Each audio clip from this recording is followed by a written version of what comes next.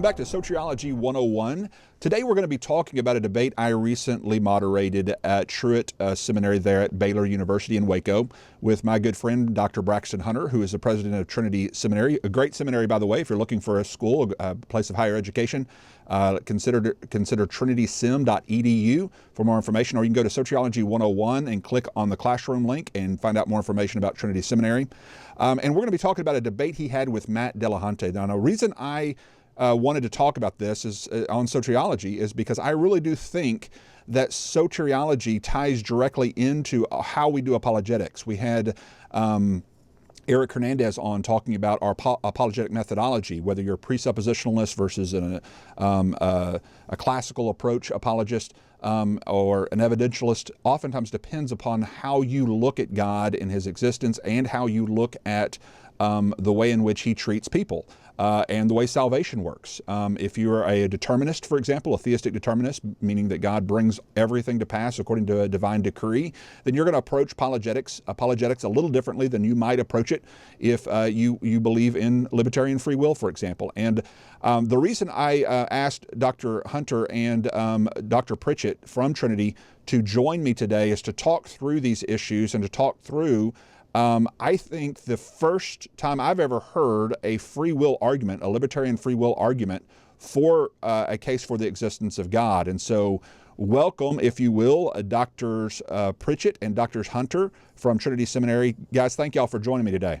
Glad to be here, man. Yeah, thanks for having us on the show again, Leighton. I always love coming on your show. Well, you can't see on the screen the way I have it kind of formatted, but next to you two guys is Matt Dillahunty, who is a known atheist, pretty wide following that they're in Austin area, and he does a broadcast. No, he's not on that side of you. He's beside Pritchett. I put Pritchett between you two, so he's on the other side of you. But there you go, Pritchett. You're looking right at him there. There you go.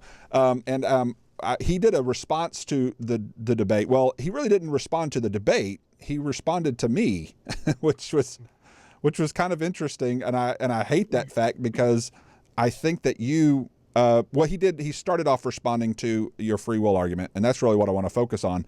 But most of this response video deals with my closer, or I guess it was supposed to be just an appeal to the folks in the audience to, come to know Jesus. It's so strange because you're talking about claiming victory. He claims victory in the video, and on the basis of what you said. I really want to know what the logic is here, that I won this debate with Braxton because of something a third party said after the debate. Right. What's the syllogism for that? I want to figure out the logic there. And we will get into that because there was even an insinuation that I thought that you lost, and that was the only reason I got up and did that. And that's of course completely untrue. I had planned on doing that long before the debate. Yeah, I think it's complete. I've known you for years, and my theory is you wanted to make yourself the story in a debate you were not a participant in, and that's why you did that.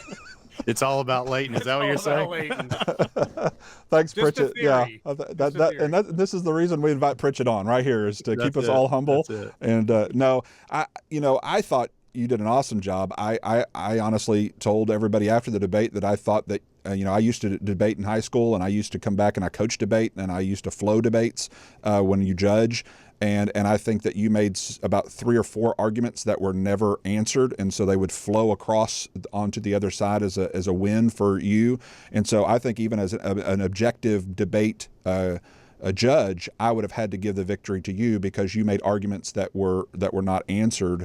That were just conceded in a sense, a tacit concession, I guess is what you would call that, because you don't answer and those arguments things that were related to the actual debate question, which is why I have for years now stated that Leighton Flowers won his first debate with James White, because Leighton Flowers actually answered the debate question, which was, what soteriology does Romans 9 support, rather than, do you like my understanding of Romans 9 better than the other guys, which was not the question. You're a part of the conspiracy now, making this all about Leighton. I can tell. But so yeah, I mean, matter though. He's right. He's right. Yeah. It's like boxing. In boxing, they score it a certain way, and unless it's a clear knockout, you have to You have to go to points, or technical knockout. So there's rules to these things. Yeah, regardless of who won or lost, it is important to note, and I'm going to let you guide the conversation, Leighton, but it is important to note that the question was, does the Christian God exist? Right. And I brought two arguments for God's existence and a case for the resurrection. And he said some passing comments about the resurrection in his rebuttal, but he never again pressed me on the resurrection. And when I asked him, are you going to set up a competing hypothesis to the resurrection case? The answer was no, or that's correct, I'm not. Right. So if you are debating, does the Christian God exist, and you don't touch the resurrection, then I mean, that's like a tacit concession. Correct. Which I'd like to, I don't mean to railroad here, but I do want to say something. There were several people in the comments who were saying it was dishonest or presumptuous of me to say that that's a tacit concession.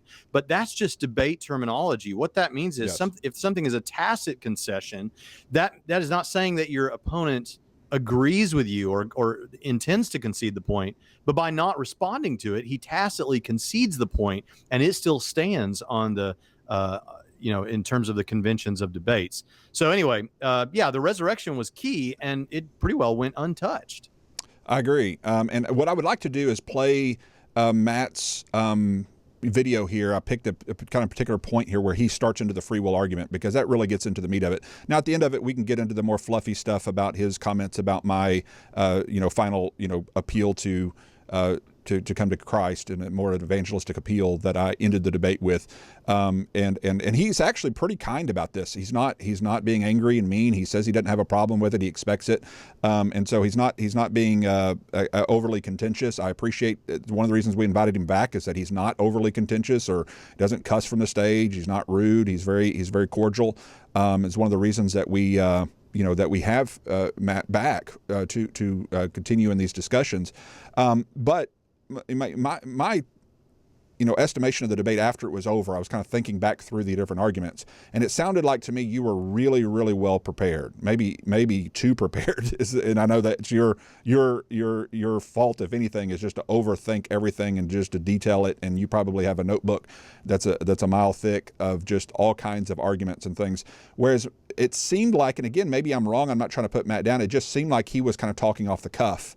Like he just kind of showed up and just started talking about his testimony or something. To that point, I should say that you can't really go by YouTube comments. The most absurd things you'll ever hear, you hear in the YouTube comment section. I don't read those anymore. On Facebook, people are often a little more civil than that. And it was interesting to me that some of Matt's own supporters were saying things like, and I think these comments are gone now, okay? But they were saying things like, I love you, Matt. I'm your biggest fan, but it didn't seem like you were as prepared as he was.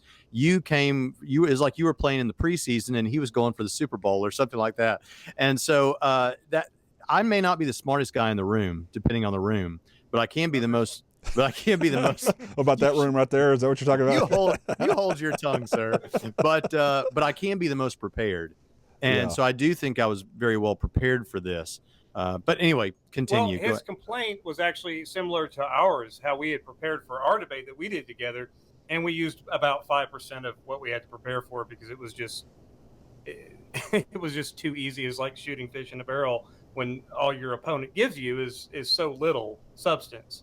Yeah. So you and I probably over-prepared for our debate as well. And so I shared sympathy with that because I know how much he prepared and how little of it actually was able to be. Well, and it sounded like, the major arguments that Matt seemed to have was, well, there's no way that we can know that. You can't know that. I can't know that. And you can't demonstrate it. And so move on. And so it's pretty much just an appeal to mystery despite all the facts that you brought to bear. That sounds familiar in other contexts. Yeah, it does. Yeah, it very much does. He didn't scream "wow" or anything like that, but okay. So let's look at the free will argument. He's gonna go over the free will argument, and so I'm gonna play it for a couple of minutes here and just let him kind of get some stuff out, and then I'm gonna pause it in order to get some defining of terms and things like that I want from you, Braxton, just to help us with this, because I want our listeners to be able to walk away from this and understand the libertarian free will is not just about soteriology. It can actually help us in discussions with atheists who typically are determinists, naturalistic determinists. Obviously, that's a difference than a theistic determinist that believes God determines all things versus that it's just determined by, I guess, random nothingness that's out there. But there is some similarities in how one thinks about life and causation and those kinds of things. And so that's where I kind of want to drill down into that. So let's listen to Matt as he describes the free will argument. One of the first arguments that Braxton presented on behalf of the Christian God is an argument from free will. Essentially, if there is no God, then libertarian free will does not exist. Libertarian free will does exist, therefore there is a God. Now, for those of you who aren't familiar with the arguments surrounding free will, let me just note that libertarian free will, the libertarian part, has nothing to do with libertarian politics. Essentially, libertarian free will is the notion that if I could go back and do it over again, I could have done something different. It's an argument against a deterministic universe dictating your actions. Okay, so let's pause there and talk about the definition of libertarian free will, because I have this issue in the apologetic conversations that I have quite regularly, is this idea of rewinding time. He'll mention it again a little bit later, that if we were to rewind time and play it again, that it could be something different if everything else was exactly the same except for your choice in those given circumstances, that you could choose differently. I've never liked that definition. I've never agreed to that definition. I've never used that definition. I don't know, maybe there are some libertarian free will scholars that I'm not aware of, Dr. Hunter, that maybe you are in your studies that do define free will that way. I have never defined it that way. I've always defined it as the categorical ability of the will to refrain or not refrain from a given moral action, a self-determined will, a will that is determined by oneself and within oneself, not by factors beyond the agent's control. And so a libertarian free choice would be one that is not caused by someone or something outside the agent themselves. Yeah, that's the salient point here, because this came up a lot. Now, in my opening statements, viewers can hear me say, I say now, libertarian freedom is the view that you could have done other than whatever you ended up doing, or that you're the originator of your actions. Now, the reason I said that is because this idea that you could have done otherwise is what's known as the principle of alternative possibilities, as you know. Sometimes it's abbreviated with capital PAP, but it's the principle of alternative possibilities. But that is a sufficient but not necessary condition for libertarian freedom. What is sufficient and necessary is that you are the originator of your actions and that nothing external to you determined your actions. So whenever we think about God, for instance, oftentimes, and even if an atheist listener doesn't believe in God, just go with it for a hypothetical, even though you don't believe. So if I'm talking to someone who says, okay, your God can't have free will of the sort you're describing, because he would know exactly what he's going to do, and his nature would require that he's always going to do the very maximally great thing in every circumstance. And so God only ever has one choice. Now, you and I could talk about that and disagree with that. I think there are some reasonable there's some good reasons to believe that God does have the principle of alternative possibilities. And we have that too. Nevertheless, the fact is, even if we were to grant that, it doesn't mean God doesn't have libertarian freedom.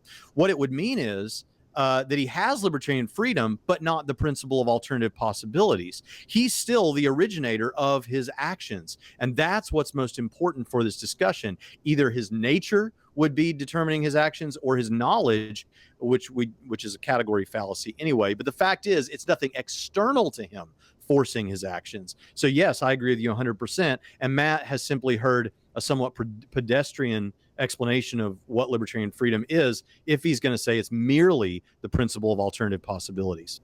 Okay, well, let's go and listen to what he makes some points about it, and then let's talk about it a little bit further, because I want to unpack for our audience why this is a really good, I think, argument for the existence of God, a good proof for the existence of God.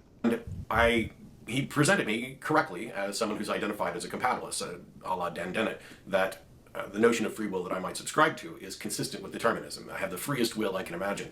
And recently, after conversations with some other individuals, I haven't really come off of the compatibilist position, although I'm much happier to talk about the fact that I am a reflexive thinking agent who has will. Whether or not that will counts as free is at a minimum up for debate, and I don't know how one would demonstrate it.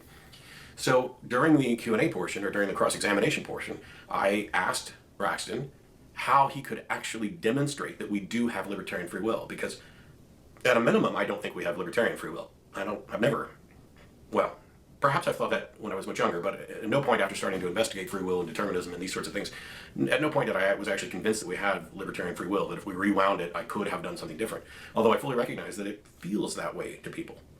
As a matter of fact, that was his entire response. And Okay, I want to stop there because I know that is not true, because I was typing out some notes from listening to debate because I'm trying to learn a little bit more on the apologetic side, the different arguments. And I know that you actually, I think you made 3 different points with regard to proof for libertarian freedom of the will, and he just says you just appealed to feeling like you do. So that's factually incorrect. I'm not just trying to be biased here as a biased moderator who's obviously a theist. I'm actually, like I said, if I was a judge of the debate, I would actually call that out as just factually incorrect. You did actually, I think, 3, maybe even more proofs there. Could you talk through those with us? Well, I was going to say first, there's a difference between the 3 lines of evidence he was talking about and the statement that when it comes to a premises, something being more plausible than not. And that was the context in which Hey, Dr. Pritchett, talking to your microphone, when you turn your head that way, you kind of fade out. Okay, it was in the context of supporting a premises as being more plausible than its negation or its contrary. And that was the actual context in which he said that our intuition that we have this libertarian free will seems to go towards the credibility of one of the premises in addition to the evidence that he presented. So he mischaracterized that comment insofar as that was a line of evidence supporting the argument. So right. That was actually misleading right there. Yeah. Yeah. So basically, let me go ahead and say the argument is not, he even got the argument wrong. The argument is if God does not exist, then libertarian freedom does not exist. But libertarian freedom does exist. That's premise 2. Therefore, God exists. Now, it's important to note that in this debate, if we're talking about not responding to certain things, he focused all of his attention on premise 2 and completely avoided premise 1, that if God does not exist, libertarian freedom does not exist, which is fine because if he had been successful in premise 2, he would have knocked down the argument all the same, but he didn't. So I brought 3 lines of evidence. Only one of those 3 lines is even remotely like anything that he just said. What he just said was somewhat the kind of simplistic statement that, well, I just feel like I have it, and that this is some kind of a fallacy, that I should believe what I feel like I have until such a time as somebody convinces me I'm wrong. He actually called that a fallacy in the debate. And then committed it. And then, yeah, there is a video somebody put together where he actually does the same thing in the same debate with something else. But anyway, there's no fallacy. The point is that what I'm referring to is what's called the principle of credulity. And that's been around for over 100 years. And what the principle of credulity says is that if you believe something, especially if it's something that seems impossible or absurd to deny, then you are justified in believing that until such a time as someone gives you good reason to believe that you're wrong about that. So a hypothetical that is not really a hypothetical, because he used it in the debate, and this is where he did the same thing he was accusing me of, is what about the idea that, and this gets a little bit philosophical, but what about the idea that other persons actually exist, that you're not the only person in the matrix or something? And what about the idea that Dr. Pritchett here is actually here, my belief about that? Matt says, well, I just kind of believe that until somebody convinces me otherwise, because it seems obvious, right? Well, that's the same thing we're saying about libertarian freedom. So I did bring that, but then I brought 2 other lines of evidence that went completely unaddressed. One is that if libertarian freedom doesn't exist, then rational affirmations are impossible. Now, I may not explain this clearly enough, so feel free to back up over it and run over it again if you want to, Dr. Flowers. But basically what we're saying here is So Matt, what I'm trying to say here is, so rationality is reducible to definitionally to reason. So when we're reasoning, what we're doing is we're going through the process of thinking about the facts that are in front of us and what we should believe, right? And we actually make choices about what we should affirm and what we should not affirm. If we don't have libertarian freedom, then we're not really genuinely making free choices. Every step of our reasoning process is determined and could not have been otherwise.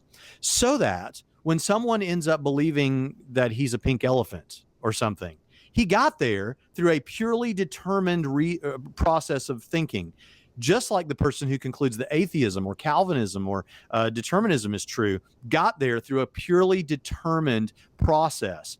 That means it's not really a rational process, because rationality involves choosing among beliefs. So Matt brings up the idea, well, in the debate, he says, well, yeah, but calculators give us right answers, and they're not doing that. That's right. Calculators can give you right answers, and our atheist friend might be right about certain things, but he didn't get there rationally and has no good reason to believe what he's concluded. So in order to give you this in a more digestible way, let me use an analogy that comes to us from our mutual friend Tim Stratton over at Free Thinking Ministries. He puts it like this.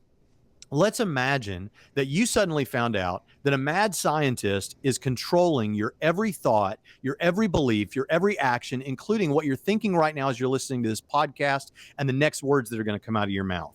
If you discovered that some mad scientist was controlling your thoughts and beliefs that way, do you have any good reason to believe or to trust your thoughts and beliefs? Of course not, because you don't know the motivations of this mad scientist.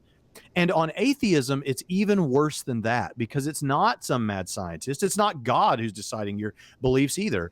It's the blind forces of nature that just happen to result in you believing or thinking whatever you believe or think, which means you have no justification for rational affirmations, and you have no justification for believing you know anything much at all. So this is a very serious deductive argument in defense of premise 2 that Matt tried to respond to in the debate, and when it was struck down, all he could say was, I don't think that I'm convinced of that. That's all he could say. But he never responded to it in this follow-up video, and in fact spoke as though I never brought that argument.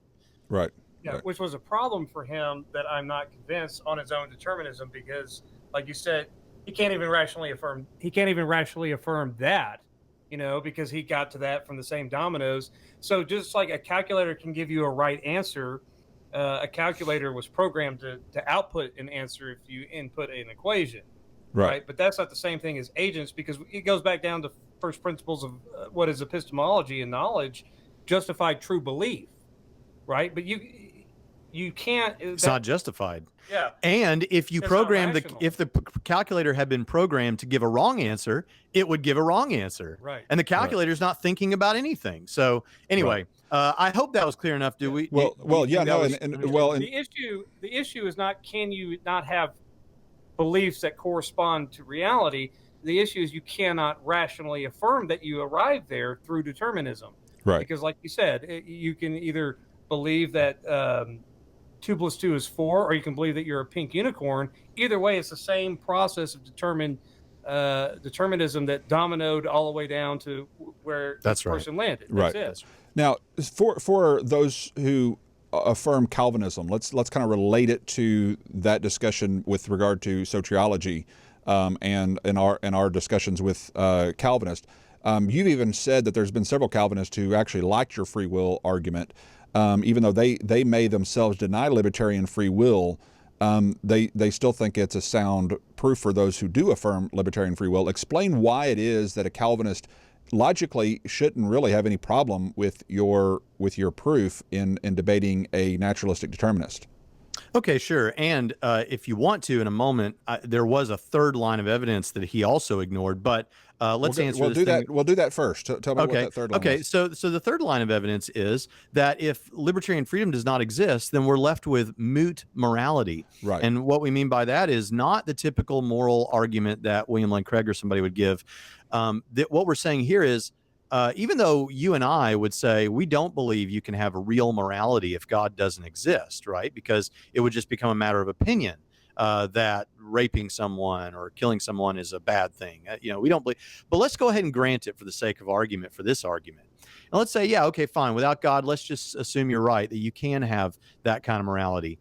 The fact is, even if it is objectively good and right to be a philanthropist or build wells for thirsty people in Africa, or it's wrong to kill, murder, and steal. The fact is, on determinism, whatever I end up finding myself doing, I was just determined to do that and couldn't have done otherwise. So it becomes a moot point, even if morality. But we all know, and again, this is not my saying. This is not what's called the fallacy of an appeal to consequences, which says, look how bad it would be if we agreed with Matt. That's not the point. What I'm saying is we all intuit that is false, and Matt does too, because Matt himself holds certain people praiseworthy for good things they do or blameworthy for bad things they do. Right. And so we all know that morality is not moot, which means that we have libertarian freedom, because in the absence of libertarian freedom, it is moot. But in that case, I didn't get to respond because we came to the end of that period. But he said something like, well, we hold them accountable. Well, we know we hold them accountable, but that's a side issue. The question is, are they actually accountable in any ultimate sense? Right. So there's 3 lines of evidence now brought in defense of premise 2, and only one of them was responded to by Matt, and it was somewhat oafishly characterized. Right. But that third line of evidence loops us back into the Calvinism issue, because I've moot heard morality. Yeah, moot morality, because we've discussed numerous times, and then you've discussed on your program, without excuse. Well, if determinism is true, it seems like that is pretty decent excuse. Yeah, moral responsibility would seem to be out the window. Yeah, moral responsibility, accountability to God. When I think it was just a few weeks ago, you addressed this on your program, that it's if God, you didn't determine me to have those beliefs. That seems like a pretty good excuse in the courtroom. for not doing it. Well, and I also if Calvinism was true, I couldn't have done otherwise. Right. Well, and I talked about this with even Al Mohler's broadcast when he was debating with a naturalistic determinist. Well, he was responding to a naturalistic determinist article on his broadcast, and he was putting down and he was defending free will at the time. Now, this was years ago, and I'm not sure if he holds the same view or if he's just doesn't see the inconsistencies that I would see in his views of Calvinism. But he does argue the very points that I try to make here with regard to morality being tied into the freedom of the will to do one or the other, to believe or not to believe, to accept or to reject the appeals of Christ.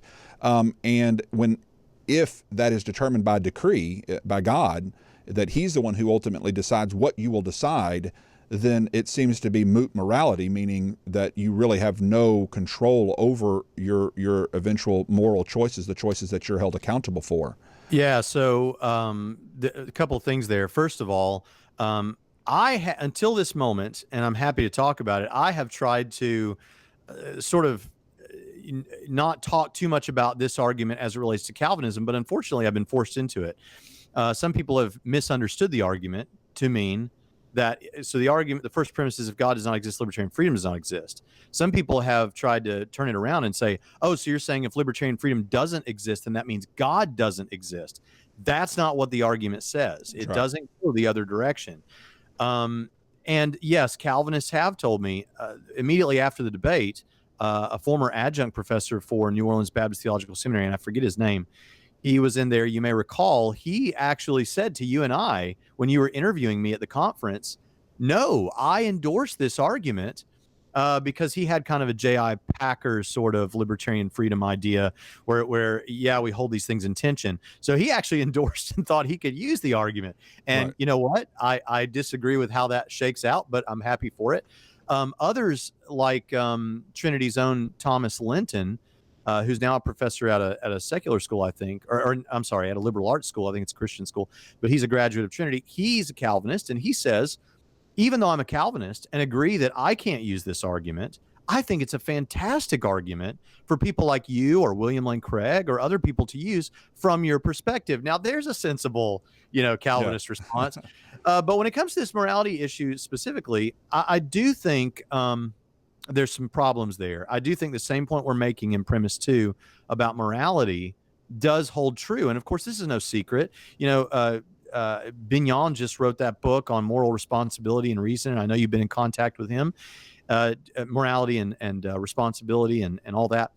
And it's because it's tough on Calvinism because you're still affirming a determinist system. The difference is that instead of just the blind forces of nature, now you have God. But since you have people disagreeing, for example, we disagree with the Calvinist about Calvinism. If God's determining everything ultimately through a causal chain, even on compatibilism, the fact is he determined that I would disagree with compatibilism. He's determined for me to reject determinism. Right. Right. And so what you still have there is a question.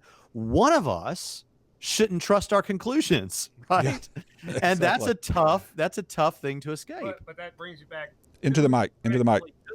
Who is rationally justified in not trusting their conclusion? I mean, we're rationally justified to not trust the determinist conclusion because one of your lines of evidence in the free will argument itself is that you cannot make rational affirmations because you concluded the same thing. So we're actually justified in jettisoning their conclusion just because we want to be able to rationally affirm the things that we believe and not just think that they're the result of either divine dominoes or natural dominoes. It works either way, whether you're talking about theistic determinism or naturalistic determinism. Now, I do want to address one Calvinist objection.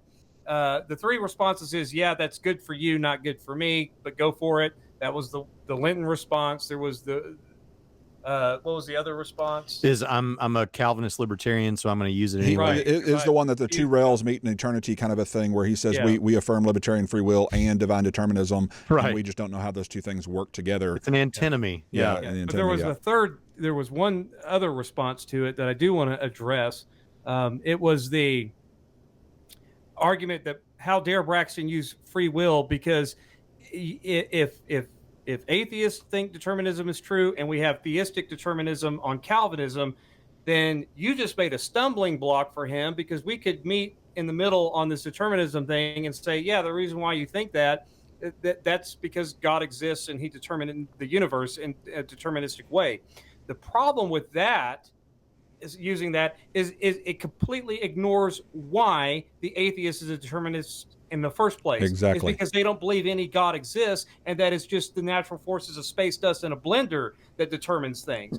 And for him to say, no, we have God to explain why you think determinism is true. They're just going to say, I don't need God for an explanation for determinism. You're adding something we don't need. Occam's razor takes care of that. And so it actually, instead of being a good meeting point between the Calvinists and the atheists on determinism, it actually makes the Calvinism look useless. Well, and we don't need that for an explanation. We have. If you remember in the debate, Matt actually appealed to this. He said, well, if God's real, then he would know what it takes to convince me to believe in him.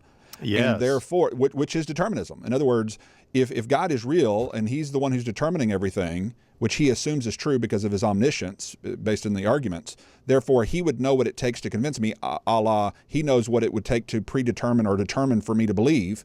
And therefore, if he's not doing that, it must be because he doesn't want me to.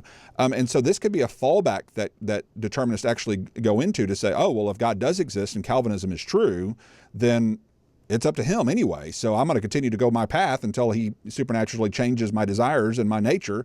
And so, either I'm right or I'm determined to be wrong by God, and there's nothing I can do about it. And then on Judgment Day, he can have an excuse. Well, you didn't determine me to believe, so right, exactly. Why are you holding me so it's responsible? moot morality. Right. Right. So it's and now I know this doesn't speak to the Calvinist point directly, but one thing about what you just said, where Matt frequently says in most of his debates, if there's a God, he should know what would convince me. Now, he could mean that a couple of ways, and actually I addressed this both ways in the debate. One, he could be meaning by that, God could not violate my libertarian freedom directly, right? I still have libertarian freedom. But like Paul on the road to Damascus, he could present me with something so amazing that I would then freely believe. Or he could mean he could take away my libertarian freedom and force belief upon me. Right. Now, here's the thing. In the second case, yes, God could do that. I don't think there's anything wrong, even though I'm not a Calvinist and don't think this is what's going on. I believe God could take away Matt's libertarian freedom and force him to believe. I just don't think that's how God wants to operate, right? He wants real love, and real love requires genuine freedom. So, but on this second point, as I said in the debate, if you have constructed an epistemology, which means your framework of knowledge, if you've constructed that in such a way that if someone parted the sea in Jesus' name, then you wouldn't believe, or if it was suddenly written on the moon, you wouldn't believe. Which is what Matt claims, by the way, for those that didn't listen. Yeah, for those that haven't seen the debate, that's what Matt says, and I presented it in the debate, and he not only agreed, but one-upped me and said if someone got their head cut off and came back from the dead, that he still wouldn't believe. Okay, if that's your position, then it may well be that if we were to take you at your word, there isn't anything short of God removing your free will that would convince you. But that's on you because you have an epistemology that doesn't allow for it. Well, and this is where you also brought in the one of the analogies I love the most is the metal detector analogy. And go over that. I know some people who are familiar with apologetic debates are well aware of it, but you go over that a little bit because I think that helps to explain things for those who are not real familiar with apologetics.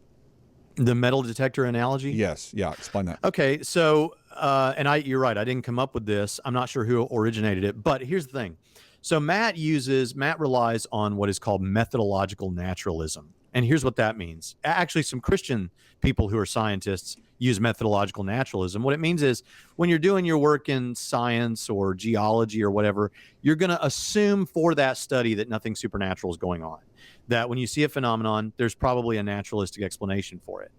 Now, there may not always be. That's why we have philosophers and theologians who want to say, you need to leave your methodological. But we want our scientists, our geologists, and people like that to look for naturalistic explanations, right? So, but Matt relies on that in these kind of investigations. So what I said to him was, I'm like, okay, first of all, if you presume that naturalism is true, when you're doing an investigation of the supernatural, you're invariably going to come up with a naturalistic explanation because what you've essentially said is nothing supernatural or miraculous can be the conclusion of this. Now, let's see if something supernatural and miraculous happened. Right. Well, of course, you're going to come up with nothing supernatural. That's what you concluded. And that's what the Jesus seminar does with the life of Jesus. And, anyway. So when I bring the metal detector analogy, what I say is, all right, look, let's say that you have a metal detector. And for this analogy, that metal detector represents the field of science or methodological naturalism or whatever. And let's say it's really good because we agree that's a really good tool at studying the natural universe. So you're saying, man, this is the best metal detector ever. I mean, every time there's metal, it detects the metal. It's just perfect. Therefore, water and sand and trees and oxygen don't exist. Would that follow at all? Of course not. All it would mean is you need a different detector for those other things. You can't conclude that because the metal detector is good at detecting metal, that those other non-metal things don't exist. But that's pretty well what we see happening is science is so good at studying the physical universe that we have no good reason to believe that the supernatural exists. That is simply absurd. In fact, it's another category error. Now, he happily agreed in the debate. He threw up his hands and said, right. So he wants to know, what's that other detector? And I said, well, I've given you philosophy, history. We've got all kinds of other things out here. But you exclude those in the discussion. So that's the metal detector. Well, and feeling is one of them. Experience is one of those things as well. I mean, I mean that it is not a proof, and we all agree with that. It's not a proof. But for me to appeal to that at the end is which kind of was I was getting to, because I was appealing to the fact that you hear the still small voice. It's not through science, the metal detector, that you're going to find God. It's not through the external testing of pencils floating and those kinds of things that you're going to find God. It's through the still small voice of looking inwardly. And if I promote the external looking of a floating of a pen, for example, and we'll get to that later because we'll play a little bit of that just for the fun. But I want to stay on the meat of this because I really love. I love that you introduced the free will argument into apologetics because I think that is such a great connection point. Plus, it's new, it's different. We've heard the moral argument, we've heard the Kalam, we've heard so many other good arguments for the existence of God, and I think they're all great. I'm just glad to see that there's another good strong one here that really hits on the morality issue as well. And I should say about this, you're right. The concepts that stand behind this argument are not new. They've been around for a long time. But in terms of this particular argument and framing it this way as a deductive argument for God's existence, that is new. And what is kind of funny is a lot of the atheists have been saying things like, man, it's the same old tired apologetic arguments we've heard 1,000 times before. They never come up with anything new. And I hate this new free will argument that I've never heard before. You can't have your cake and eat it too. All right. Well, I want to bring in something else. 1 second. Let me pull up this next section right here. Sure.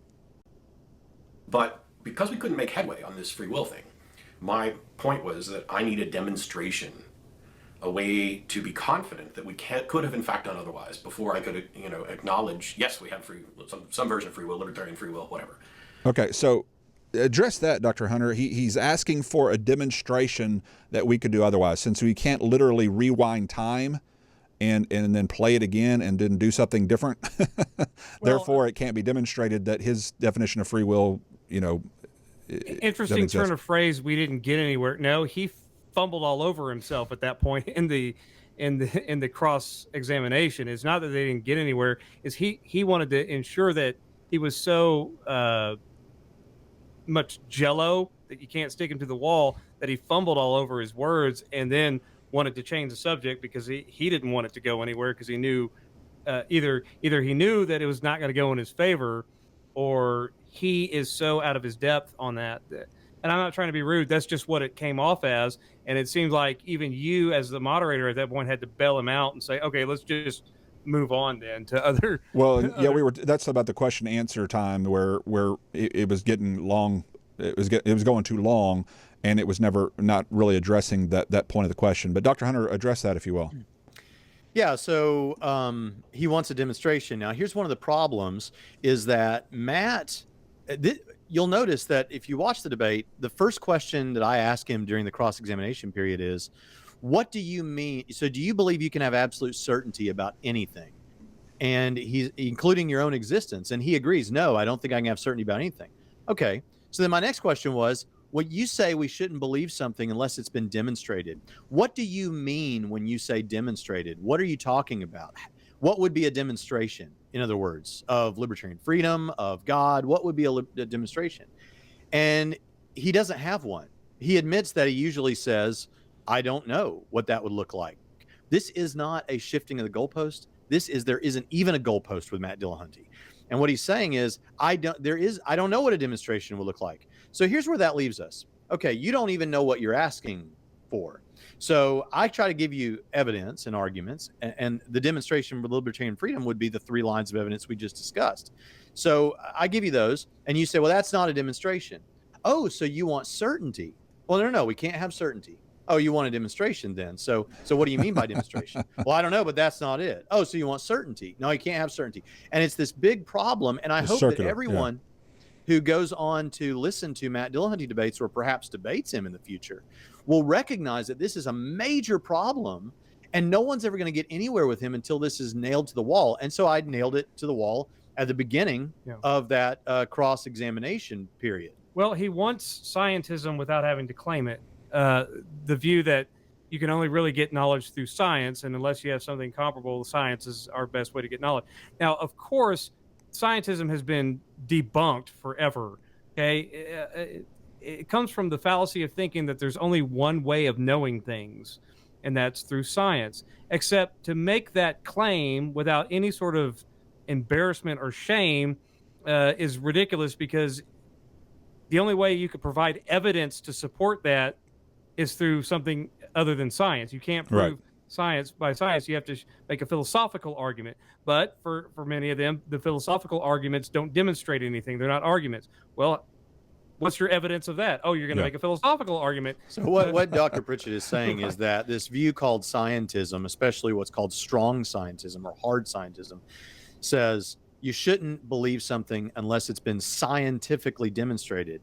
But that statement itself hasn't been scientifically demonstrated. It's an assertion. Now he won't claim that, but he wants the net effect of that without having to claim it. And so whenever you try to push him into that direction on, well, what's a demonstration? He's just going to claim agnosticism. I don't know what it would be. And then he's going to accuse everyone else of not knowing what it would be, when we've had other means of knowing throughout the history of Western civilization. So it's it's a basic blunder to think that you can't know things other than through science, or that all demonstrations that are not comparable to the scientific method fail. That's utterly bogus. Well, and I think he didn't seem to answer to my satisfaction, at least, the intuitiveness argument. He calls it the feeling, because I feel like I can do otherwise. But you talk about that you intuitively know or feel, if nothing else, that if you did this, you move your arm, that I could have moved the other arm or could not have moved my arm at all. I mean, that's an intuitive knowledge. And I stole a quote from you.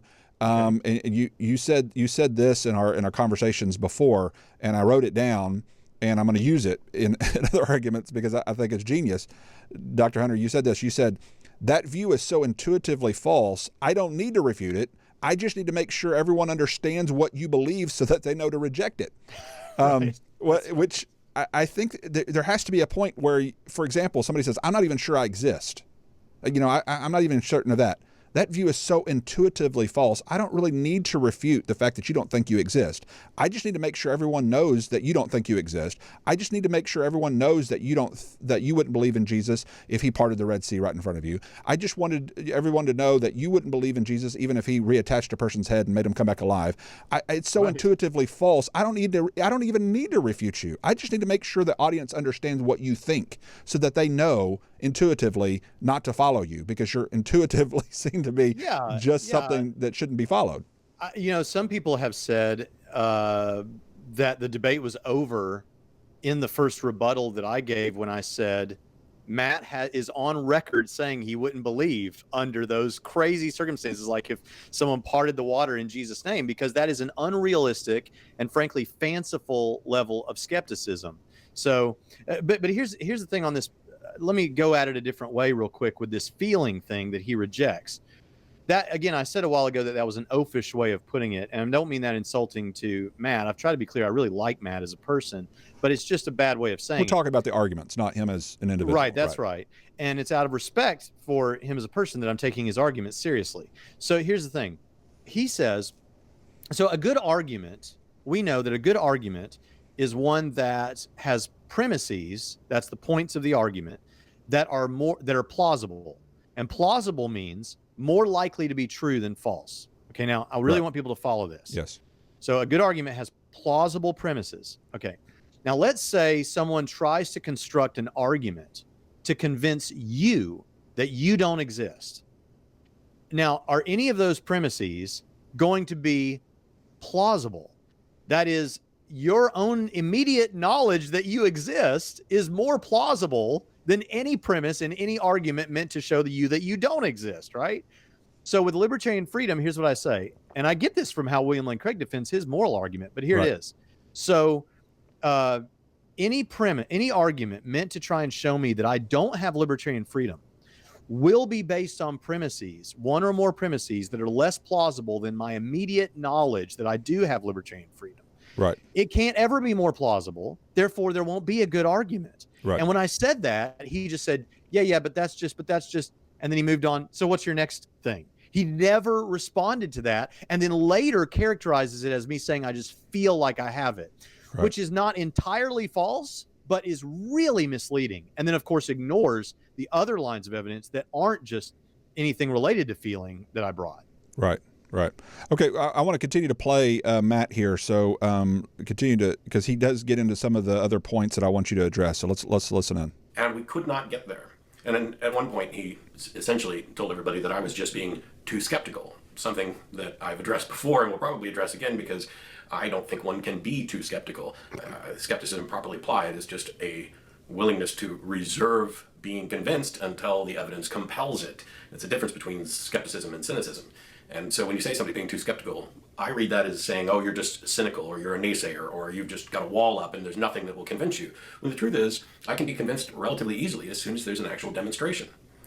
Okay, address that, Dr. Hunter. Okay, so again, this ambiguous demonstration he's looking for that he doesn't know. I try to be really So parting the Red Sea, reattaching a head, riding it on the sky, those are all demonstrations that he admits wouldn't convince him, and even if he was convinced, he wouldn't worship God. Right, and one of the criticisms people say, well, show me where these things have happened. Okay, well, I did. I tried to show you a man coming back from the dead with the resurrection, and nobody ever touched that case. But here's the thing. The point is not whether those things have happened or not. The point is that if they did, as you just said, he wouldn't consider that a demonstration. So this is this ambiguous demonstration again that he's searching for that he doesn't know. I try to be nice, and fortunately, I think I accomplished that in this debate of being civil and nice and friendly and hospitable. Even asking. I just noticed that Pritchett was kind of rolling his eyes over there beside you when you were saying about being nice and cordial, and I mean, I'm just pointing that out. Nice. I really tried, guys. I didn't, but that's because I'm going to say that's what it sounds like. What I was going to say that I didn't say was I was going to say. So if you're telling me you don't know what that demonstration looks like, is it fair to say you don't know what you're talking about?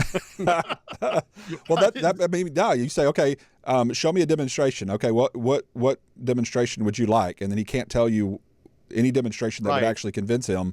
Then, yeah, he's asking for something that he doesn't think exists. I mean, it's the same with the I don't know thing. Like when some people were saying, why did you keep pressing him? Like these are atheists saying, Braxton just kept pressing him on this Kalam argument. And Matt says he doesn't know. Why did Braxton keep being so mean and keep pressing him on this Kalam argument? It's because this is a debate, and it's not about necessarily Matt being convinced, although I'd love that. It's about those people out there in the audience who may be on the fence. And what they need to see is he's not accepting things that are clear. Right. And whether or not you think that the Kalam argument for God's existence, the case that begins with the Kalam, whether you think that's a good argument or not, the aspect of it I was pressing him on, which is the impossibility of the universe having just always existed forever and ever and ever and ever and ever, that's impossible. And he wouldn't accept that, even though it is impossible to escape that conclusion. So there's I don't know, which is fine. I don't know is great. I don't know is an opportunity to go learn something. Right. But two things on that. One, that's different from I don't know, and I'm refusing to see what you're saying right now. And also, there was something else I was going to say. I don't know, and you don't know either. Yeah, I don't know, and you don't know either. And here's the other thing I was going to say. If you don't know, and you know that the Kalam cosmological argument is probably the most well-known argument for God's existence that almost always gets brought up. And it's been brought up to Matt multiple times. If you don't know, then why are you debating things you don't know about? Is the thing. And I'd say that in a friendly way. You know, I want to be, you know. Yeah, there's an intentional ignorance at some point where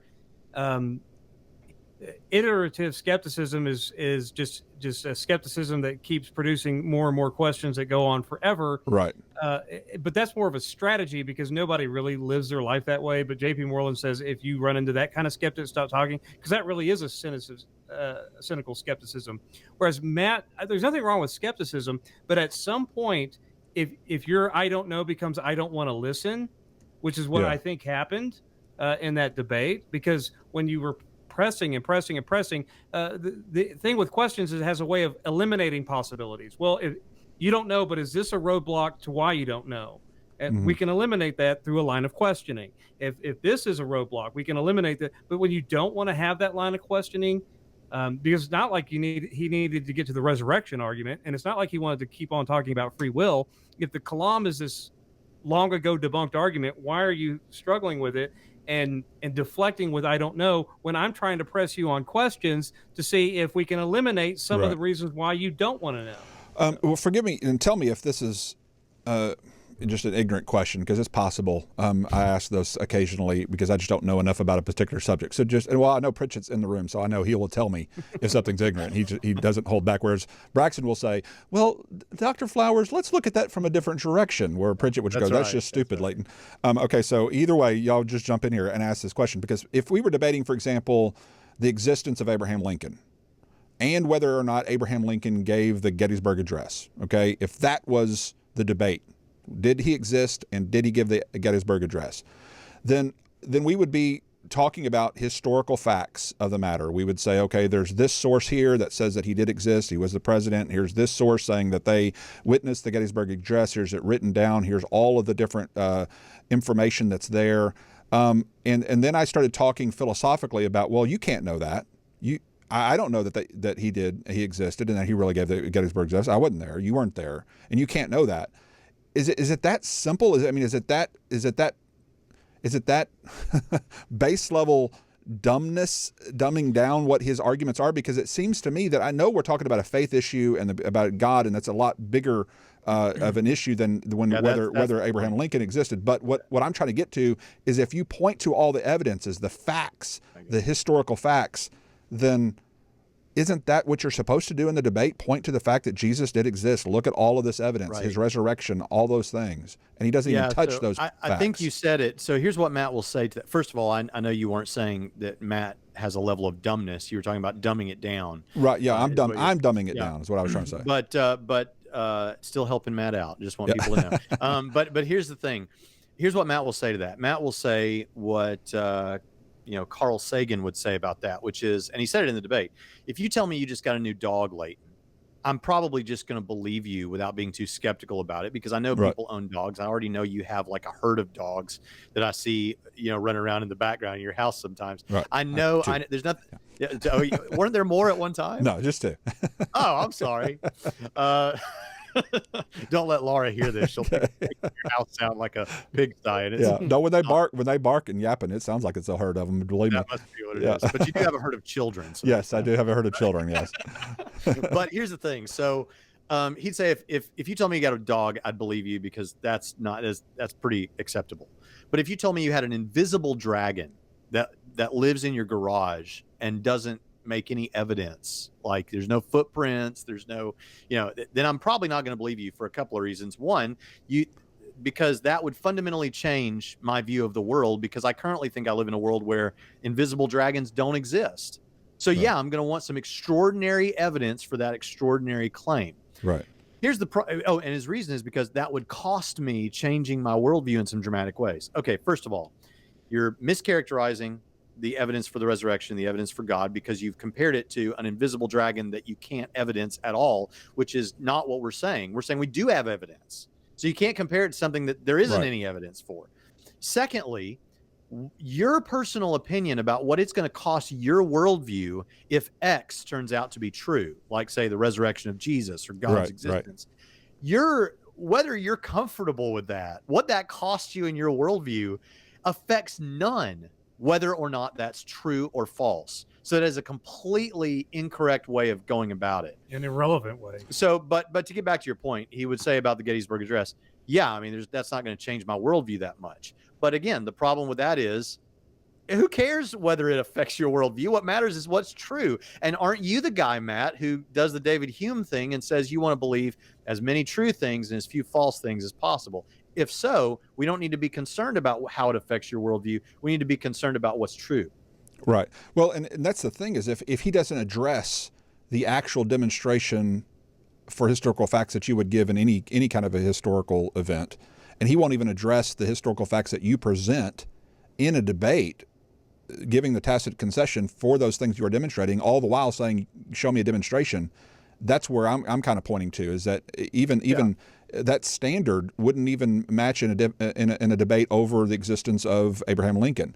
In other words, he's not even addressing the base level facts demonstrating Christ did walk on earth and that he did die and that he was reported by hundreds of witnesses and all kinds of pieces of evidence that we can point to. If you don't even address those things, all the while asking for a demonstration of evidence, it just seems to me to be a completely unfair, burden.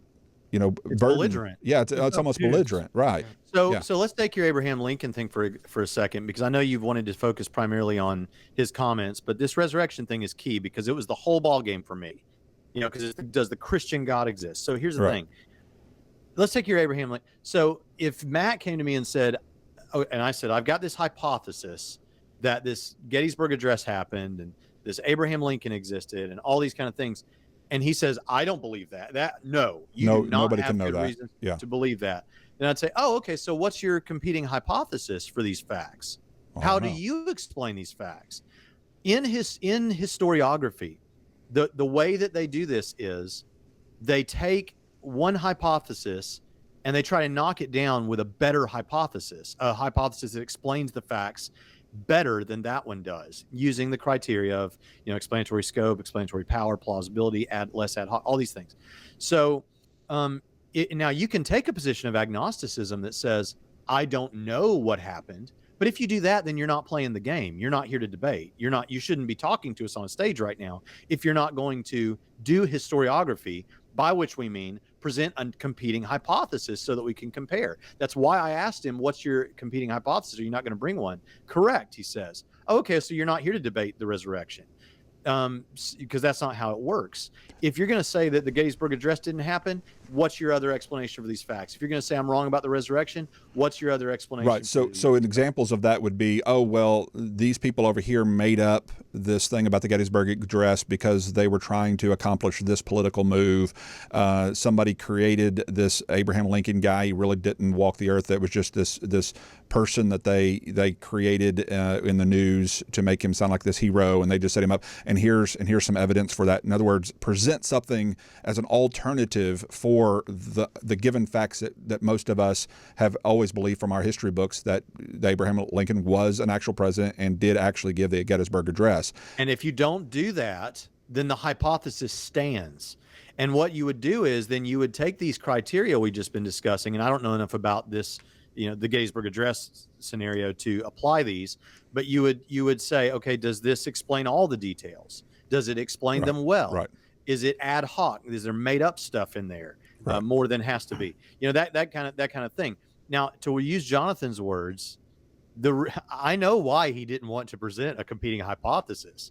Bart Ehrman actually encourages skeptics not to bring a competing hypothesis, and it's clear why. Because every time a skeptic tries to do that, it gets shredded by the Christian apologist, and so they don't do it because it won't match these criteria. So that right. Yeah, part of the thing with Matt's case though is the reason why he doesn't want to present a competing hypothesis goes back to his assertion that he never really argues or demonstrates himself. Talk about demonstration, is that there is never a good enough evidence for anything for why Christians believe anything that they believe. And that was what he said he wanted to communicate in the debate overall. That was his overarching theme, is that nothing that you guys think is convincing. But he never proved that. And the only way that he could prove that is to offer a competing hypothesis to the resurrection, to say, here's why you shouldn't believe the resurrection, and do the Bart Ehrman thing, because the Gospels have differences in it and they're not reliable, or the claim that there are no eyewitnesses that wrote any of the documents down, which he was prepared to shoot all of these down, like you say, because he can shred it. But if you're just kind of asserting without ever arguing why, that nothing you say will ever be good enough, and so you shouldn't believe it, and you should be like me and be a skeptic. If that's your whole case, you can show up to debate that, but even there you have a burden. Right. Why should we accept that level of skepticism against the evidence? And that would require him to actually engage with the evidence, which he didn't want to do, and admitted he didn't want to do. So it's kind of a superficial, I want to promote skepticism, but I don't want to give you any reasons why. So that's kind of, while it can chew up a clock in the debate, and it can make your internet fanboys and fangirls happy in the YouTube comments, it's not even it's not until he gives a defense of it. I don't even know that it's a defensible position to argue that you're not justified in your beliefs because I'm not convinced, that I don't think you have good enough reasons. Yeah. Until you demonstrate that why, which means you have to engage the arguments brought against you, there's no reason to even give it any credibility. And it sounds like to me, he's basing his skepticism on a feeling. I don't feel convinced by your arguments. Therefore, your argument doesn't, it's not worth answering. Yes, and I know we've been going off, and this is your show, and I'm sorry, but let me just say this one thing real quick. A debate is not, and I think I already said it on this show, the debate is not an attempt to convince your opponent. That would be great, but we're trying to convince the audience. And the way Matt looks at it is, if you don't convince me, I win. Well, by that standard, he didn't convince me of skepticism, so I guess I win. Everybody gets a trophy. Yeah. This is ridiculous. The millennial debate. Well, we all get a trophy. I love it. Okay, I'm sorry to all of the millennials listening. No shot to you personally. Okay, let's go on with his discussion on this, because he does make one more comment about the free will argument. And so, if someone were to argue, yes, we do, and God is the best explanation for it, then what they're doing, and I think I pointed this out in response, is saying, God is the best explanation that I have for something that I'm convinced is real, but you're not convinced is real. It would be like, to me, saying to me, miracles occur and God is the best explanation of miracles, when I'm not convinced that miracles occur. You'd have to actually demonstrate that miracles occur. And if I asked you how you would go about demonstrating this, and all you said was that you feel like miracles occur, that would be... Okay, I got to stop there. Okay, so he's linking free will to miracles by saying, okay, you're saying that God's best explanation that I have for God's existence is libertarian free will, and libertarian free will is not something I even think exists, just like miracles are something I don't think exists. So you have to demonstrate that miracles exist, and yet most of the portion of your opener was demonstrating that a miracle existed, i.e. the resurrection of Jesus, and he doesn't even touch it. He just completely ignores the evidences of the resurrection of Jesus. Therefore, I think undermining the very thing he's asking for right here. Am I wrong? You're so insightful, Dr. Thank Flowers. you. That's all I wanted to hear. I just wanted to know. Particularly when it comes to complimenting me, you're so insightful. Yeah, I mean, that's true. Here, this loops back to the very thing that I just addressed, which is his view that the debate is about him and whether he becomes convinced or not. I had the data in front of me. The vast majority of the general population believes in libertarian freedom. Scientific America did a study, or there was a study it was a study of readers of Scientific America. Now, people that read Scientific America, there's going to be some Christians, obviously, a lot of them. But a lot of the people who read something like Scientific America are going to be more sympathetic to the determinist position. Nevertheless, 59% of the readers of Scientific America believe in libertarian freedom. And the vast majority of the general population believes in libertarian freedom. So this business about, I don't know why this should convince me when I don't even agree on libertarian freedom, because this debate is not just about you, Matt. This debate is about what should be believed.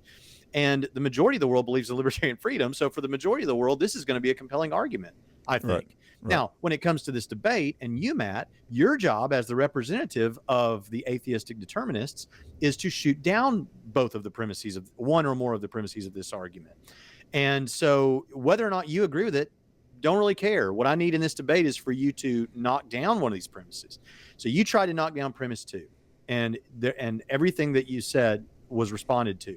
So your job is to knock it down regardless of whether you affirm it or not. So that's just missing the point of what's going on in debate, and goes back to this self-centered, and I don't say that as insulting to him, but it's the way a lot of people view debates, is it's this self-centered thing where it's about me and whether or not I'm convinced. No, it's not. It's about whether this argument is convincing and whether you can overcome it. Right. And he didn't overcome it. Yeah, right. Debates have an affirmative and a negative, not an affirmative and an I don't know-ative.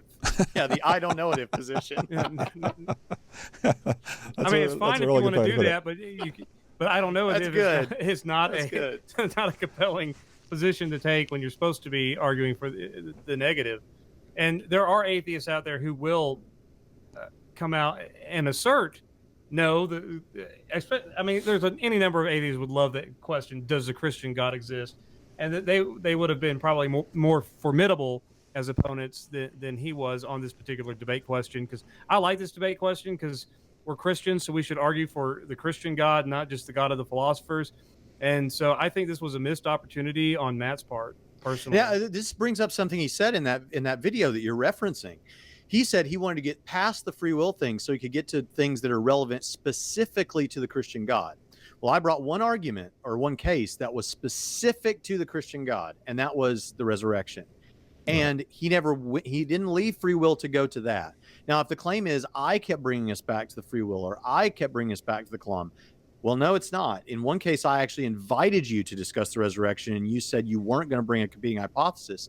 And you had 2 rounds of cross-examination, Matt, where you could have controlled the conversation and asked me whatever you wanted, and you did not want to address the resurrection. So this business of I wanted to get off of free will so I could get something specific to Christianity never bore out. So I don't know why I should believe that claim. I'm a little skeptical about it. You're skeptical about it. Well, okay, so let's address the thing that unfortunately people are wanting to talk about on the comment section versus I think the meat of the argument, but some of them wanting to criticize my little spiel at the end as an evangelist pastor who are talking to a room full of people at Trinity Seminary, a Baylor University that we paid for, that we hosted, and to Matt's credit, he even acknowledges that at the beginning. That I have no problem with him doing this. It's his event. He's the one that's hosting it. There's no reason why he can't close the way he wants to close, just like on his own format on YouTube. He can address it the way he wants to. If he was hosting a debate and invited me to speak, I would have obviously no qualm with him opening and closing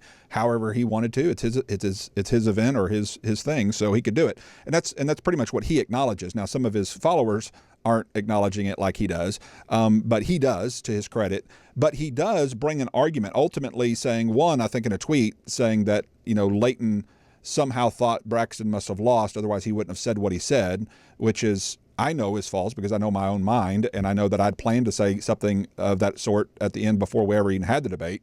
When you saw the debate, right? I mean, if you saw the debate, you wouldn't come away with that. And I'm sorry, that's a Pritchett comment. What am I doing here? Yes. I'm sorry. Go ahead. And, by the way, I do want to say he was very gentlemanly about this. You're right. He was. He was. That. Yes. And I'm going to let him speak for himself. But here's the error that you're about to hear him make. And then I want Pritchett and Dr. Hunter. I want you both of you to address this as well. But here's the error he makes. He says we shouldn't ask God. I ultimately say, hey, I get up there, and if you haven't heard the thing, you can hear it. I give my own testimony about having doubts when I was younger and asking God to make a pencil float across the room. And then I go on to talk about how I realized that that's not the way God wants to reveal himself, and it's not the way you should look for him. But Matt's conclusion from that is we shouldn't, ask for God to move pencils across the room equals, therefore, we shouldn't look at the evidence that's there. And that's a non sequitur. It doesn't follow that because I say you shouldn't ask for God to move pencils, and when he doesn't, you doubt him or you conclude that he doesn't exist, but that you should listen to the still small voice. You should seek not through the metal detector but through the soul, because that's the way he chooses to reveal himself. That's the way the Bible says that he chooses to reveal himself. And therefore, if that's the God that we believe exists, then we should take him at what he has revealed, is that this is the way he chooses to reveal himself. Doesn't mean, therefore, you shouldn't look at the evidence of the resurrection. You shouldn't look at the evidence of all those facts that you brought up or all the philosophical arguments. Again, I don't know. Am I missing it? Is that it seems to me to be a very poor argument to make, that because I say you shouldn't ask for God to show signs and wonders and make pencils float across the room, therefore all of the evidential arguments of apologetics are null and void and we shouldn't even listen to them. I mean, what say you? No, I think, William Lane Craig always brings up in his debates, his fifth point, I think, is, look, he'll say, this is not an argument for God's existence. This is an invitation for you to know that God exists by this still small voice, this internal witness, this personal experience of him. And so here's what he says. He says there's a difference between showing that Christianity is true, which is what we do with evidence, and then knowing that Christianity is true, which is what we do by having an internal, personal experience with him. And I agree 100% with what you said. And here's another good reason why. If we're talking about a pencil floating across the room, I think every Christian's been there where you really, for whatever reason, weren't feeling it. You didn't feel like you were the presence of God or whatever, maybe in a time of difficulty. Kind of like David saying, where are you, God, during this trouble and hardship? Yeah. And if you said I think we've all noticed, Lord, if you'll just let that, a bird fly into the window right now, or, something like, I guess that would be a gruesome sign for the bird. But, the point is something visible, audible, supernatural like that, then I'll believe. One of the things about it is, God has given us so much good evidence already that to look for some sign or wonder beyond the already incredible witness of creation and historical data and all these kind of things, God's not required to give us more evidence of his existence than what he already has just to suit our fancy. So if you're not convinced by the current evidence, then why don't you go ahead and experience this relationship with him internally? And because we think there's evidence there too. I think there's internal evidence, there's external evidence. Cornelius is a great example of this. In Acts 10, you've got this character in the Bible who recognizes that there's some good reason. And, I think you answer this like I do, is if I knew more about this God, I would serve that God, is basically the sentiment. So God sends Peter to Cornelius, right? And so Cornelius testifies, I believe that the evidence and the internal witness work in sync. That if someone were to do what you said and say, okay, look, I'm willing to open myself up to this, Lord, I'm willing to experience this. I don't doubt that God may send more external evidence like he did for Cornelius. Yeah. Right. There's you have one fleece story in the Bible, and it's not normative for the Bible, right? Right. And that's from a believer trying to Right. figure out whether he's supposed to attack or not or whatever. I mean, what he's Go supposed to to war. do. Right. Right. I don't. God is not opposed to giving external evidences. Jesus did it with Thomas, and he's been doing it for people ever since. Now, as far as personal experience goes, yes, we have our personal experience of the Holy Spirit, the indwelling of the Holy Spirit. Other people, Mormons claim they get the burning of the bosom. I would argue is indigestion. Other people of other faiths claim these same experiences. What did you say you were going to call the medication? Bosom buddies. Bosom buddies. Little pills that you could take. They're called Tums, but you just put them in a bosom buddy bottle. Anyway, so yes, everyone has competing personal experience claims. We don't reject. That's where you shift from the personal experience of my faith versus your faith to the external evidence. Right. And if the external evidence doesn't support your intuition, then you're justified in saying that you are mistaken in your personal experience, but not before. But as we've often pointed out, Christianity, the worldview of Christianity, can account for supernatural experiences that aren't not directly from God or messages from angels or anything else. There's also demonology as a section of Christian thought and Christian theology systematics, where we do affirm that because the case of Christianity is so true, it would take very compelling evidence for me to think that any other supernatural claim was not the work of that which the supernatural beings that stand in opposition to God too. I need to see how they're not doing that, as responsible for doing that as an attack upon the truth. And Leighton, something that occurred to me today that I hadn't thought of before is this whole criticism of you for offering people personal, subjective, internal experience as a way of belief. The majority of Matt's opening statements was a personal, a subjective explanation of his experience of deconversion and why you should do it on the basis that he did it or something. Right. I guess. So he did the same thing at the beginning from an atheist perspective that you did at the end. Well, which is exactly what, if y'all remember my closing, exactly what I related it to. I said Matt and I have a similar experiences in life. We both raised in the church. Both people people thinking we're going to be the pastor one day and a preacher one day, and we took two different roads. He took a road that got a metal detector and used science to just try to discover whether God exists or not. I took a path where I went that way for a while, but realized and came to the understanding that God doesn't reveal himself that way. It's not the way he wants to reveal himself. It's not through the floating pencils and things that I was asking for him to demonstrate himself through, but it was through the still small voice. And that when I stopped looking for the external and started being in tune with him in the internal, that's when I began to have more of an experience with him, and that became real to me. So that was part of my testimony. So it's interesting. Mine was after a post-debate thing at a religious event that I was hosting, whereas his was actually the opener of his actual debate. So there's one legitimate complaint that nobody ever made, which is you forgot to let Braxton and Matt have their closing statements. That's the one legitimate complaint about the whole thing, and nobody addressed that. They're taking issue with your comments, which are perfectly reasonable and fine, and along the same lines as, like you just said, Matt's opening statement. So, if you want to complain that you forgot, that was just my error. It was based upon the fact that I've had another debate with Lacona and myself with White. Our debates, we always ended with question answer, and so in my brain, the question answers back and forth. I was watching the clock because we had to be out of trip for a certain amount of time, and we were coming up to our 2-hour mark, and that's when the debate was supposed to end in my mind. And so I thought that was the last thing, and so I just didn't look down and back up my schedule again.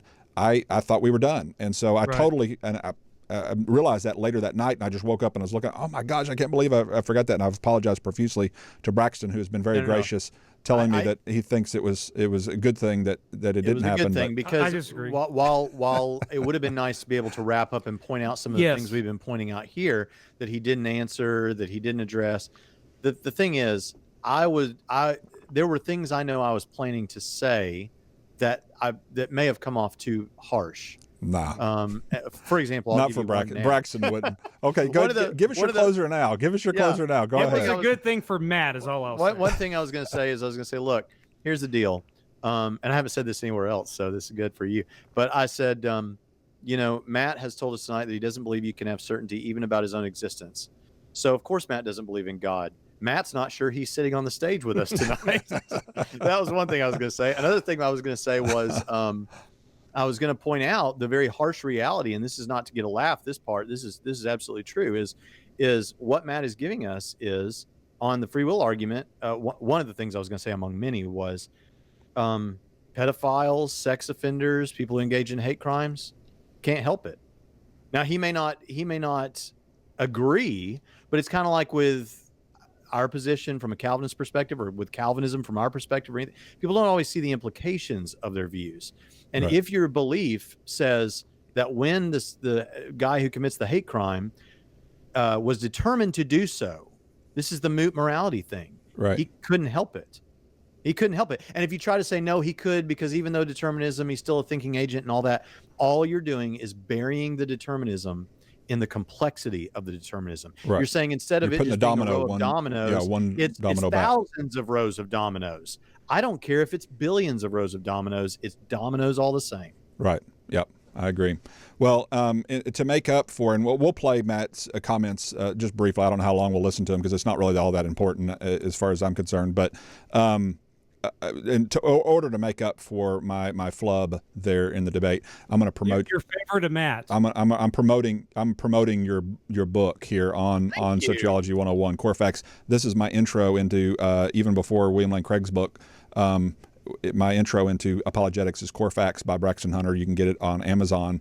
I highly recommend it. It's a great introduction to how to do basic apologetics and what apologetics is. So hopefully that will help appease any animosity that Dr. Pritchett feels towards me. And if Dr. Pritchett ever actually publishes a book, I might actually promote it. But he's just too lazy to actually publish anything, I guess. Yeah. Is that it? Exactly. That's exactly what it is. Well, here's the thing. I know that's not it because you write profusely, but you won't publish anything. Publish it. For those who are familiar with that book, Core Facts, they know that the word core and then the word facts are acronyms, and each letter stands for something else. So if you just take the core part, cause, order, rules, experience, if you wanted to throw the free will argument in there, then you could rearrange the letters and have the force of the facts. Oh, all our Star Wars fans just leaped in their chairs. Force. Anytime you can put the force in there, you got something. Yeah, that's right. Fun.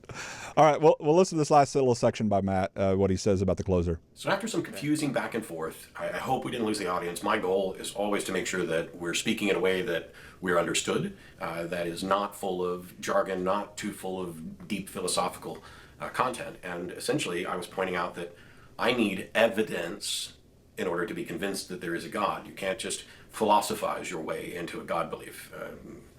This notion of pure reason alone is flawed because the only way that it's any good at all is if there is empirical evidence to back it up. The way we analyze data to figure out whether or not we're reaching a reasonable conclusion is by appealing to actual facts that we derive from reality. Well, and on that point, you did address actual facts, but they were tacitly conceded to. Yeah, this is pretty simple to brush off. It's called self-referential incoherence. The claim, it's like what we said about scientism a while ago. This is kind of a, people make this mistake, and I understand. But the thing is, the claim he just made that nothing can serve as an argument unless it's based in empirical facts is not based in empirical facts, right? So it's self-referential incoherence. It's like, how you said a while ago the thing about I don't have to respond, I just have to explain what you meant. Right. Well, here I don't really have to respond, I just have to explain why that thinking is faulty. Right. Good. Yeah. Pointing out a fallacy, debate fallacy is all you have to do. You don't have to actually answer the argument. You just have to point out the fallacy of the argument. So, but I should say on our today's episode of Trinity Radio, which we'll post later today, as of the recording of this, we go into why philosophical arguments can serve as evidence And so I encourage people to check that out. And you can do that, if you don't mind me buzz marketing a little bit here, by going to youtube.com/Braxton Hunter, or you can just go to whatever, and please do that and subscribe to the channel. I appreciate that. But also you can just go listen in your podcast feed, just search for Trinity Radio. All right, let's listen to his last little section here. Leighton got up after the debate was over to thank everybody for coming and to make a plea that really turned into yet another rebuttal. Now, to be clear, I'm not crying foul. I'm not, oh my gosh, I did the whole debate, and then after it was over with, the guy that was running the debate got up and he gave an extra rebuttal, and that's not fair. No, actually, I'm perfectly fine with it. It's the sort of thing that I would generally expect. You know, I'm at a religious apologists conference, and the person running that conference is going to make a statement. I would expect something kind of like an altar call, you know, hey, we may not agree, but here's what my thoughts about this, and I would encourage you all to try Jesus and whatever. I'm not crying foul. I'm claiming victory, and I don't even look at debates in the context of win or lose. So don't take this too seriously when I say I'm claiming victory. It's just as a counterpoint to people who might think that I'm crying foul. Because what Leighton did was he got up and he said, if I asked God, I can't count the number of times I might have asked God, you know, God, if you'll just move this pencil, I will serve you all my days. And then the pencil never moves. And he explained that if God had moved that pencil, then he would have to then go to Braxton and say, I asked God to move a pencil, and he moved the pencil, and now I have to serve him. So he's talking about this external evidence that coincided with his appeal to God. And of course, he rightly pointed out that then in order to convince Braxton, God would have to move another pencil, and then another pencil, and another, all of these things about, you know, creating essentially a pencil-moving God. And he pointed this out, that it would just be seemingly ridiculous, that this is not the way God works, that we shouldn't be looking for God out there.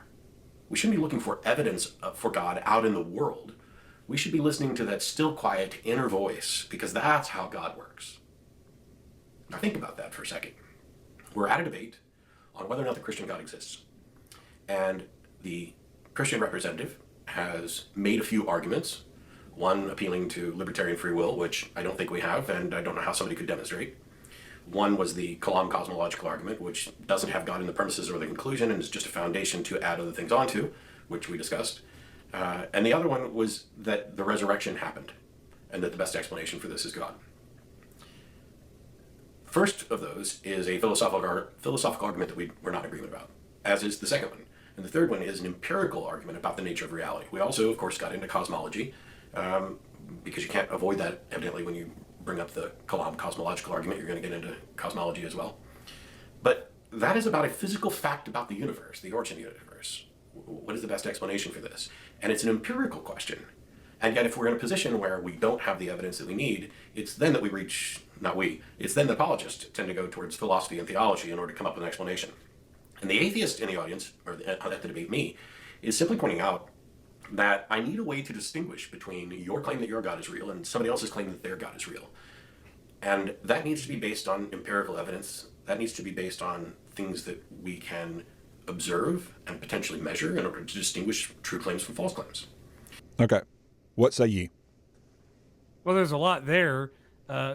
Number one, I don't recall you saying ignore or don't look for any evidence in your closing. Right. I never heard you say that.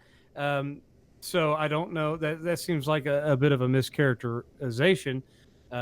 I heard him, I guess, give more of a claim towards the empiricist worldview in the scientism than he did in the actual debate.